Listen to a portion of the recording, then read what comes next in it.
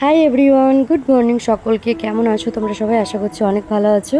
আলহামদুলিল্লাহ আমরা অনেকটা ভালো আছি। সকালের ব্রেকফাস্টের সাথে সাথে আজকের ভিডিওটা স্টার্ট করলাম। দেখতেই পাচ্ছ যে আজকে সকালের ব্রেকফাস্টে আছে পরোটা। এত নরম বানায় আমার বুবু। এটা আমার বুবুর হাতের পরোটা, মানে আমার ঠাম্মার হাতের। আর এই যে ছোট্ট ছোট্ট চিরি চিরি করে আলু ভাজা, আর তার সাথে রসগোল্লা। মাম্মাম তখন ওর জিনিমিমির সাথে খেলা করছিল, আর আমার সাথে ব্রেকফাস্ট করতে বসেছে আমার আরমান ভাই। আর বুঝতেই পারছো বাচ্চাদের সামনে এরকম লোভনীয় খাবার থাকলে কেমন করে। তো ওর একদমই তর্স হয়েছিল না কখন খাবে কখন খাবে। তো প্রথম খাবারটা আমি ওকেই খাওয়ালাম।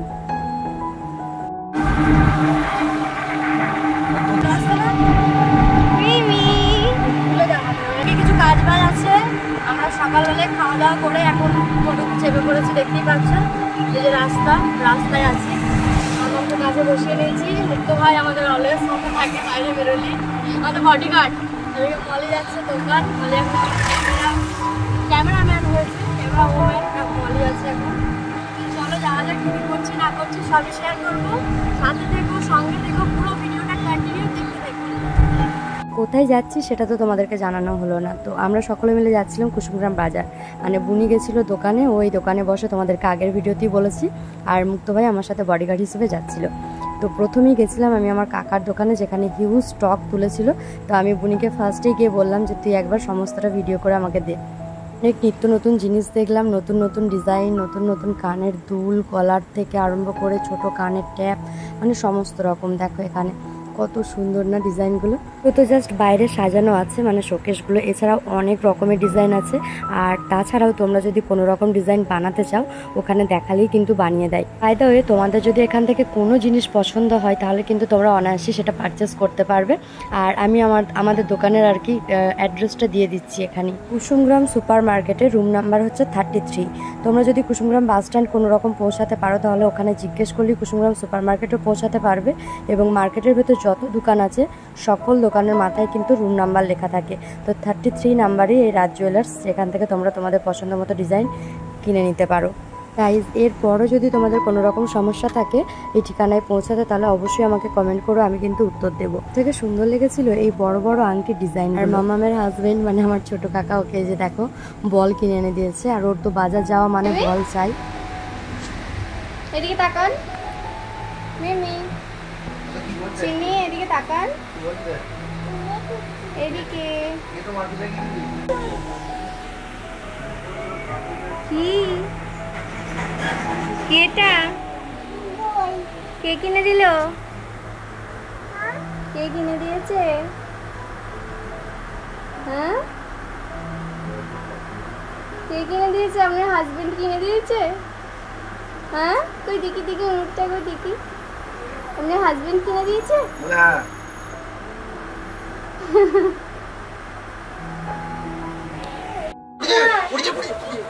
জায়গায় যাচ্ছিস রে ভাই?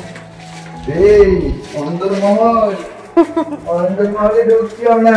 গোডাউনের আছে। গোডাউন না চিনি, আমার ভয় লাগে। তুমি যাচ্ছে ধর একটু।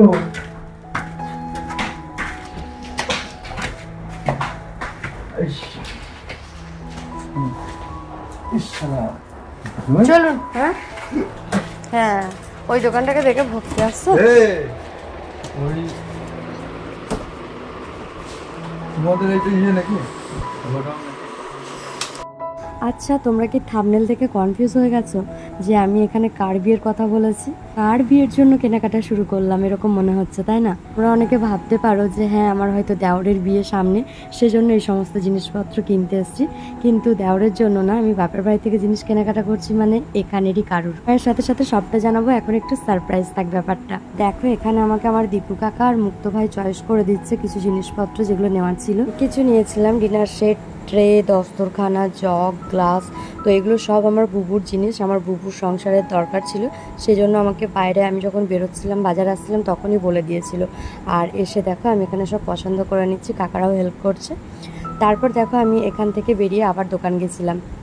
গাইজ, আমার হাতে যে দুটো সুসুতো কানেরগুলো দেখছো, যে দুজোড়া আর কি, তার মধ্যে নিচের যে জোড়াটা সেটা হচ্ছে আমার, মানে আমার বিয়েতে পড়েছিল। আর ওপরেরটা এই দোকানের, যেটা আমি এক্সচেঞ্জ করব বলে কাকাকে বলছিলাম। বাট ওপরের জোড়াটা হলমার্কের আর নিচেরটা কেডিএম সোনা।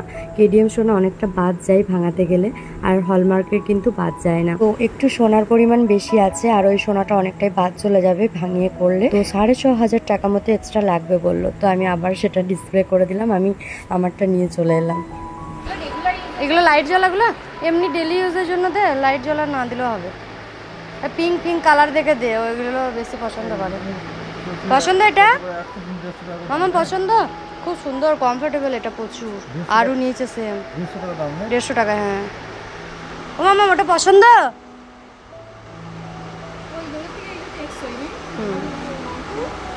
ভালো লাগছে, ভালো লাগছে মামা। চাট ওই রকম নেই, এইরকমই চাট চাট দেওয়া।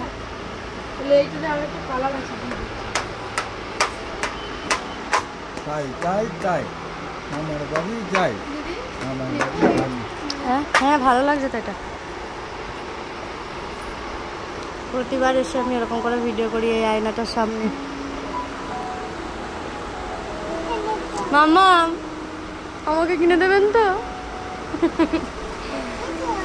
এই তো এটা নেবো, আমি নেবো, ঠিক আছে। তোমরা খেয়াল করেছো কিনা জানি না যারা আমার রেগুলার ব্লগ দেখো, তবে মাম্মাম কিন্তু যতবারও দিদুন বাড়ি আসে প্রতিবার কিন্তু একজোড়া করে নতুন জুতো নিয়ে যায়। ছোট থেকে আমি কিন্তু ওর প্রতি একটা জিনিস লক্ষ্য করেছি, ওর কিন্তু এই জুতোর প্রতি না একটা আলাদা অ্যাট্রাকশন আছে। জুতো থাকতেও যদি জিজ্ঞেস করা হয় নেবেন, বলবে হ্যাঁ। তারপর যদি কারোর জুতো দেখে তাহলে ওর খুব লোভ লাগে আর কি, বাচ্চা টাইপের জুতো দেখলেই পরতে চাইবে। তারপর কখনো তো খালি পায়ে নামবেই না, ঘরের মধ্যেও মাঝে মধ্যে জুতো পরে ঘুরে বেড়ায়। আমি মামামকে জুতো পরিয়ে দেখছিলাম ওর পায়ের মাপের হয়েছে কিনা, আর এই পার্পল কালারটা মামামের পছন্দ হয়েছে। বাট এগুলোতে না লাইট জ্বলে, আর পার্পল কালারেরটাই লাইটের ডিস্টার্ব ছিল, তাই ওই যে সামনে অ্যাশ কালারটা দেখছো সেটাই নিয়েছিলাম। মাম হাতে চুড়ি পরেছে বলে হাতগুলো কিন্তু নামাচ্ছিল না। দোকানে গিয়ে ওর বরের কাছ থেকে ও বল কিনেছে, চুড়ি নিয়েছে, একটা জলের বোতল নিয়েছে। চলো তোমাদেরকে ভিডিও শেষে দেখিয়ে দেবো। পার্পল কালারের পেয়ারটা কিন্তু ওর পায়ে দারুণ লাগছিল, দারুণ, কিন্তু লাইটটা ডিস্টার্ব ছিল জানো, নাহলে এটাই আমার বেশি পছন্দ হয়েছিল। যেই মডেলটা হাতে নিয়ে আছি সেরকম টাইপেরই ও পড়ছে, তাই এরকম আর নিলাম না। বাট ওই যে পার্পল কালার আর অ্যাশ কালারটা ওটা একটু শোলটা মোটা মোটা টাইপের আর লাইট জ্বলছিল, ইউনিক ছিল বলে ওই মালই নিয়েছি। জুতো কেনা হয়ে গেলে চলে গেছিলাম একটা লেডি স্পেশালিস্ট দোকানে, যেখানে বুনির কিছু কেনাকাটা ছিল। বুনির কাজও কমপ্লিট হয়ে গেলে এই যে দেখো আমরা এখন বাড়ি চলে যাচ্ছি, আর বুনিও চলে যাচ্ছে কারণ দুপুর হয়ে গেছিলো, ও সেই সময় ওর লাঞ্চের টাইম হয়ে গেছিলো।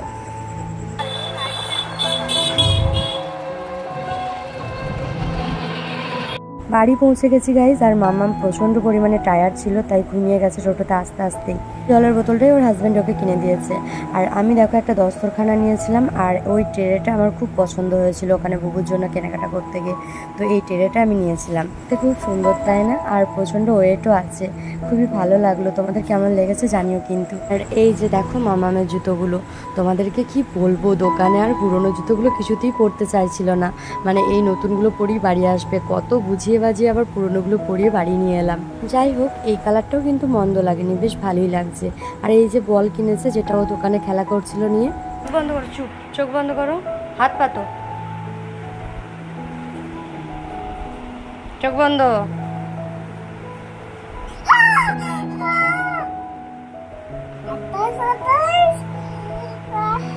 পছন্দ, খেলা করবে, চলো বড়দিকে একটা হামি দাও।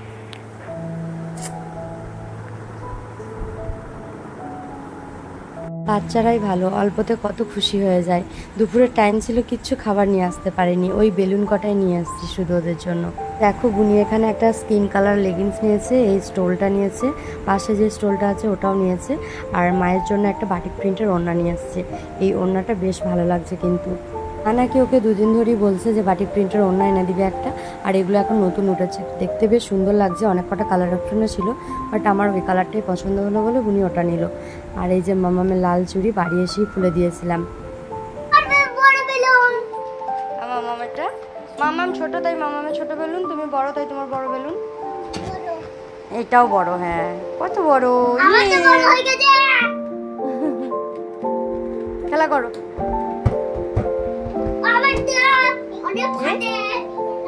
পড়ে গেল, আর হবে না, এবার ফেটে যাবে। গাইজ, আগের দিন তোমাদেরকে দেখিয়েছিলাম যে ওই সবুজ অ্যাপেলের আলমারিটায় যেখানে আমার পাপার জামা কাপড়গুলো থাকে সেই জায়গাটা আমি গুছিয়েছিলাম। তো কেমনভাবে গুছিয়েছিলাম আজকে দেখিয়ে দিলাম। আর আজকে কিন্তু আমি এই দেয়াল আলমারিগুলো কলিং দিয়ে পরিষ্কার করেছি এবং ভেতরের মালপত্রগুলো সব গুছিয়ে গাছিয়ে রেখেছি। শুধু দেয়াল আলমারিটাও নয়, এছাড়াও শোকেসটাও পরিষ্কার করেছিলাম। এই যে দেখো, সুন্দর করে, মানে আমি যতটুকু পেরেছি। বুনির না এখন এই রুম পরিষ্কার, রুম ডেকোরেশন এসবে কোনো এনার্জি নেই, একদমই পরিষ্কার করে না। আর মা সংসারের কাজবাজ সামলে এইসবে আর অতটা ধ্যান দিতে পারে না। সত্যি কথা বলতে বিয়ের আগে আমিও সেম ছিলাম, কোনো রকম এসবে ইন্টারেস্ট ছিল না আর করিও নি। তবে যখন থেকে নিজের জিনিস হয়েছে, নিজের আলাদা ঘর, নিজের সমস্ত জিনিস আলাদা আলাদা, তখন থেকে কিন্তু যত্ন নেওয়া শিখে গেছি। তো মা ওকে সেটাই বলে যে যখন নিজের হবে তখন দেখবি ঠিক অটোমেটিক যত্ন নিবি। আসলে আমরা বেশিরভাগ মেয়েরাই বিয়ের আগে কিন্তু এসব জিনিসের মর্ম বুঝি না, কদর বুঝি না, কিন্তু যখন নিজের ঘর ছেড়ে অন্য ঘরে যেতে হয় তখন কিন্তু এই পুরোনো ঘরটার কদর অনেক বেড়ে যায়। বিয়ের পর আমরা যতই বড় ঘরে যাই না কেন, যতই দামি দামি ফার্নিচার, আসবাবপত্র, ঘরের মধ্যে অসংখ্য জায়গা, অনেক কটা ঘর, কিন্তু নিজের যে ছোট থেকে বড় হয়ে ওঠা ঘরটা, সেটা কিন্তু মায়ায় ভরা থাকে আর অনেক মূল্যবান হয় আমাদের কাছে। দেখি দেখি, এটা কি? এটা কি রে? ললিপপ মনে করেছে।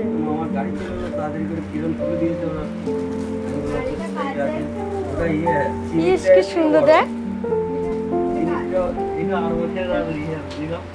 এটা কি? এটা গাইজ, আগের ভ্লগে তোমাদেরকে জানিয়েছিলাম যে পাপা তার বুনিকে রেখে, মানে মামাকে রেখে দীঘা চলে গেল। তো দীঘা গেছিল পাপা, কিরণ, হাজবেন্ড আর আমার মামা শ্বশুর, ওরা 4 জন মিলে। শুক্রবার দিন রাত্রিবেলা খাওয়া দাওয়া করে বেরিয়েছিল, শনিবার দিনটা হোটেলে স্টে করেছিল, তারপর রবিবার 11টায় আবার হোটেল থেকে বেরিয়ে বিকালের মধ্যে ঘর ঢুকে গেছিল। ভাই কাঁদছে কেন? মার হয়েছে?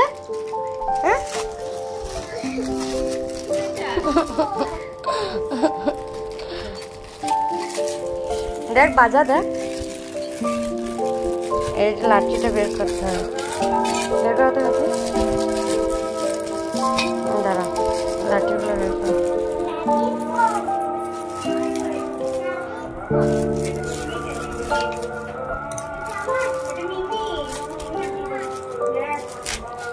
মার হয়েছে ওর। মামা, হ্যাঁ কি সুন্দর, বাজাও। এই তো, হ্যাঁ এটা কি? এটা খেলনা একটা, কি এর ঘুরাচ্ছে এরকম। হ্যাঁ, চিনিও খেতে গেছে, চিনিও প্রথমে খেতে গেল। এটা ঠিক করে দে তো, ললিপপ করে দিতে বলছে, ফুল হয়ে গেছে। ক্যান্ডি ফ্লাওয়ার ওর নাম। ক্যান্ডি ফ্লাওয়ার, ক্যান্ডি ফ্লাওয়ার আমি সোজা করতে পারছি না, আরে ফুল হয়ে গেছে।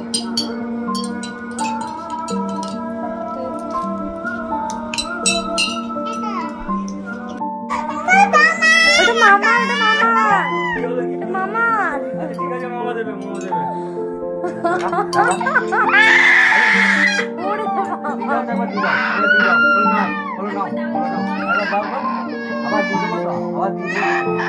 না দিচ্ছি মামা, দিচ্ছি মামা, দিচ্ছি দিচ্ছি। আর বল, মানে একটু মনে নেই যে চিনি গিয়ে খোঁজ করবে। আরে আমার ওদের ইয়েটাই খেয়াল, কিরণকে ঠিক আছে, ঠিক আছে, হ্যাঁ টাকা আমার দিয়ে দাও।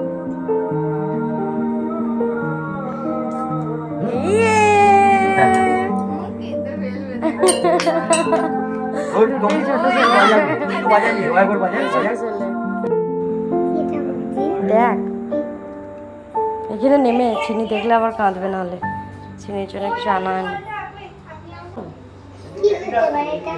ফুল খেপা।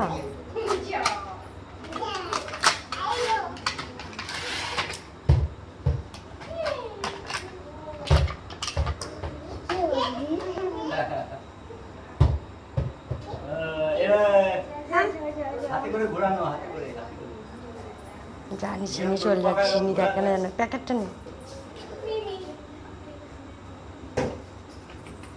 পছন্দ? গাইস পাপা বাড়ি চলে এসেছিলো, পাপার আসতে সন্ধ্যা হয়ে গেছিলো, আর ওর জন্যই কিছু আনেনি। তো বাচ্চা দুটোর জন্য খেলনা এনেছে, আর মামামের জন্য ওর পাপা অনেক কটা খেলনা কিনেছে বলে ওর নানা নেয়নি। পাপা যখন থার থেকে নেমে বাসে চেপেছে তখন তাড়াহুড়োর মাথায় মামামের খেলনাগুলো নিতে একদমই ভুলে গেছে। পাপারও একদমই খেয়াল নেই যে মাম্মাম ওর দিদুন বাড়িতে আছে। তো সে কি কাণ্ড ঘটলো কি বলবো। না ওর জিনিমিমিকে জিনিমিমির খেলনাটা দিতে দেয়, আর না আরমান মামাকে আরমান মামারটা। কত কান্না করছিল সেটা তো তোমরা ভিডিওতেই দেখতে পেলে। আর আমি হাজবেন্ডকে ফোন করে অনেক বকছিলাম যে কেন তুমি এরকম করলে, কেন একটা জিনিসও পাঠালে না। ও তাড়াহুড়ো করে বাসে চেপেছে পাপা, তো কারোরই মাথায় ছিল না ও যেটা বললো।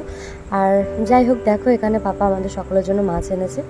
তো এখানে ইলিশ মাছ ছিল আর পমফ্রেট ছিল, বরফগুলো কিন্তু এখনও গলেনি।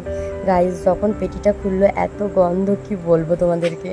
মাছের যা দাম এখন বলছে, প্রচুর পরিমাণে দাম। ইলিশটা ছিল 750 ওজনের, আর এটার প্রাইস পড়েছে বললো 1800 টাকা। আর যেগুলো 1.5 কেজি ওজনের ছিল সেগুলো নাকি 2200 2400 এরকম করে দাম ছিল। ভাবছিলাম যে আমার বাবার বাড়িতে যা ফ্যামিলি মেম্বার, মানে যে পরিমাণ লোক সংখ্যা, এই মাছটাই কি হবে তাদের।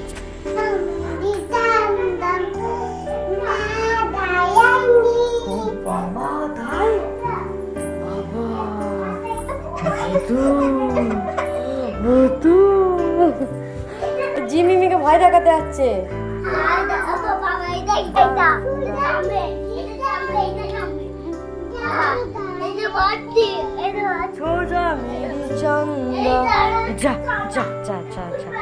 কি হলো? এই যা জিমিমি কি হলো?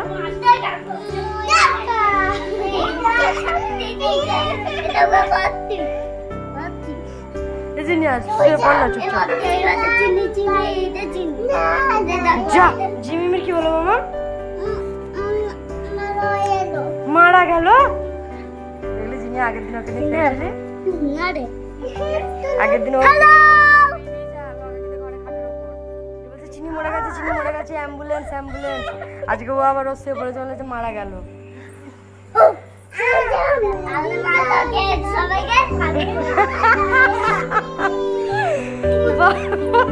পড়া করছে, পড়া করতে করতে শুয়ে পড়বে। হ্যাঁ পড়া করতে করতে শুয়ে পড়বে মিমি।